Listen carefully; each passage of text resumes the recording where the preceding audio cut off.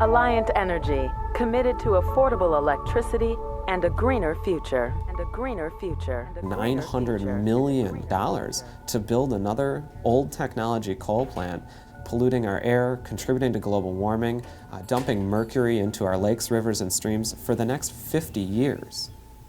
Right now, there are 2 coal power plants owned by Alliant in Cassville, Nelson Dewey Units 1 and 2. And these are some of the oldest and dirtiest coal plants in Wisconsin. Recently, Alliant has filed a formal application with the state of Wisconsin to build a 3rd power plant in Cassville.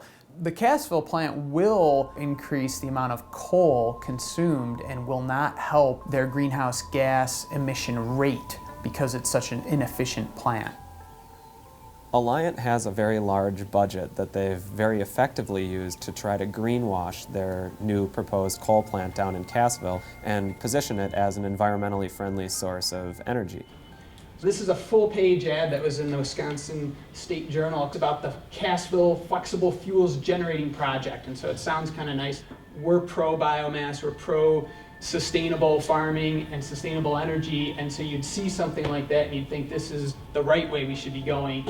And coal, the word coal is not anywhere in that ad. Alliant understands that they would need to do something to help sell this coal plant and make it a little bit more marketable to the public. Enter 10% biomass, which is really nothing more than that greenwashing smokescreen to try to help sell this to the public. While coal remains the most economical way to produce electricity and keep your bills affordable, we at Alliant are on a path to a greener future. We're committed to developing more wind power, expanding our use of renewable fuels like native grasses, waste corn, and wood, and implementing new technology in future and existing plants. We're trying to get a diverse portfolio of renewable fuels, fuels that come from our forests and farm fields to be used in our plants. Alliant has put a lot of effort into talking about the possibilities of potentially burning small percentages of biomass in the Cassville coal plant. That black stuff on that nice picture on the front, that's not biomass. That's coal.